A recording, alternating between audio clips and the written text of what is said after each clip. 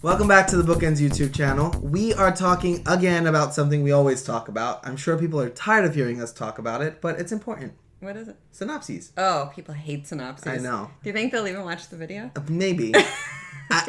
The problem is it's a necessary evil. Yeah, it really is. You can't get around it. And people try. And it drives me batty. Yes. So anytime I request fiction from an author, I request manuscript with a synopsis. Yeah. And it amazes me how many people just skip the synopsis part of it. No, it's so frustrating. They must forget. And it leaves a bad...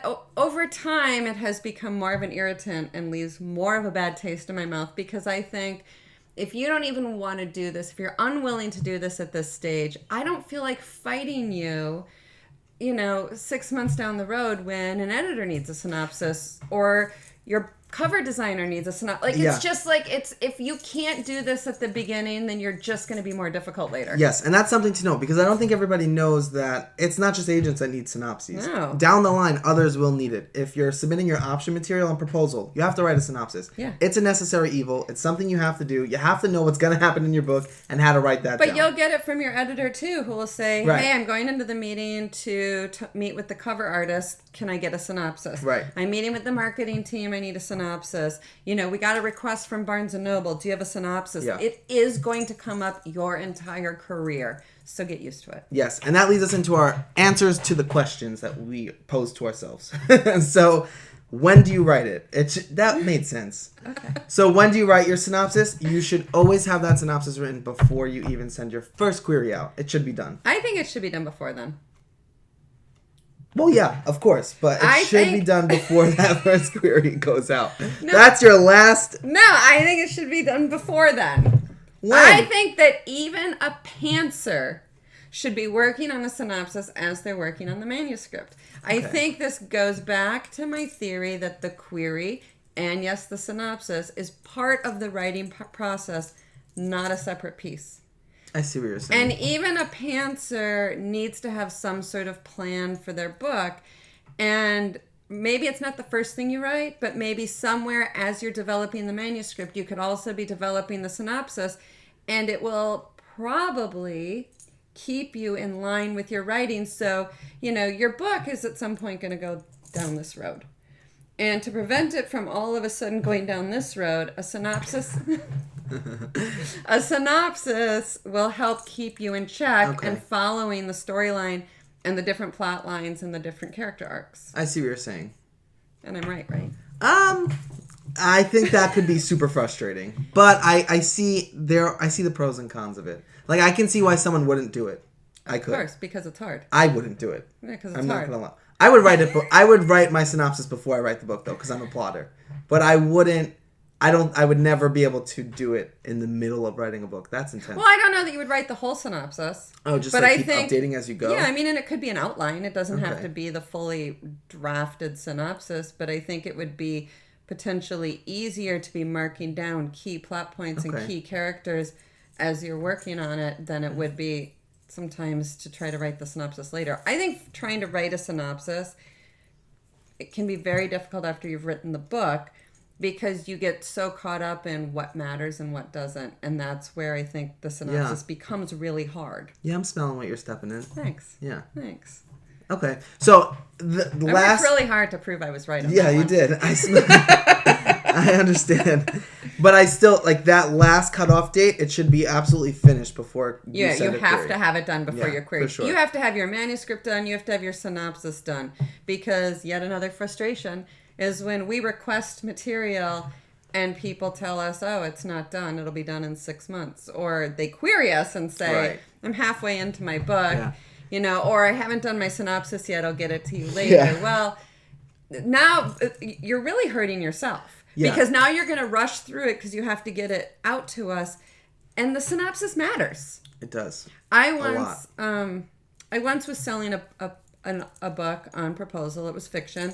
Published author. She had a great career, was doing very well. We sent in probably 50 pages of the manuscript and a synopsis. And I got a call from an editor who was interested in making an offer, but wanted the synopsis revised before she could make an offer. Because that synopsis is sort of like you said, it's your guideline, your map to what the overall finished product would be. Yeah. And revising the synopsis would show that your vision is at least aligning with that editor. And I have both stopped reading and continued reading based on the synopsis. Yeah, me too, yeah. So, sometimes, most of the time I will read the manuscript first. Yeah. And yes, I'll never open the synopsis first. no. But I might get to a point in the manuscript where I think, I'm like not the writing, sure, but this isn't right. going, yeah. So I'll read the synopsis, and if the synopsis blows me away with the direction of the book, then I'll continue reading. If the synopsis goes way off course, I will quit. Yeah. Which brings and there us... are times where I don't use it. Like, I might start a really good book, and I'm like, I'm not opening the synopsis because I don't want to spoil it. I just did that a couple weeks ago. To be honest, most books I offer representation to, I never read the synopsis. Right, because your book is keeping me there. But you never know. It could always make or break that. Which goes to the question of what is in the synopsis. Yes, how do you write it? So, first of all, the synopsis should be... Everybody has different feelings about this, but it should be like 2 to 4 pages. Yeah. Yeah, I wouldn't go much longer. And that's single space. Like, it could be single space. Yes. I would not go much longer. No, that's long. Yeah.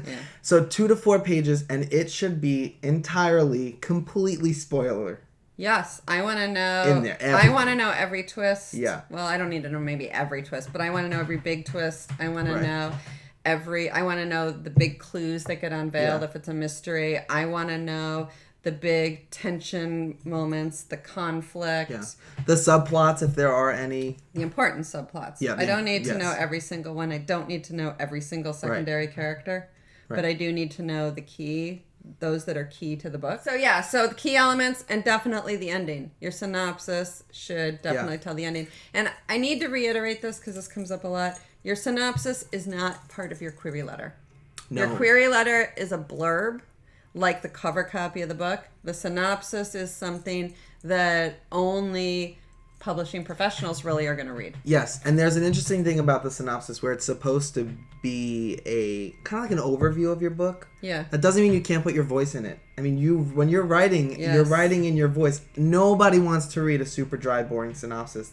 No, you're right. Right. So letting your natural voice come through in that is super important. And it is, because everything we read by you at these beginning stages, we're judging your writing and your voice. And, it's giving us an impression of you as the writer and, how hard you were willing to work and your voice and your style and all of that. Yeah, and it changes our excitement level. If you wrote a dynamite synopsis, I want to read the book. Yeah, absolutely. So, it's not fun. It's not fun. It seems like it's painstaking and annoying, but it's once you start to do them, they're a necessary evil. You learn to do them, you get better at them. Well, and hopefully they can become part of your process. Writing the synopsis might inform your revisions on your book. Yes. We have a ton of other videos on the channel but more specific about how to write one, when to write one, all of that stuff. So check them out, and good luck. Subscribe so you don't miss the next one. What she said.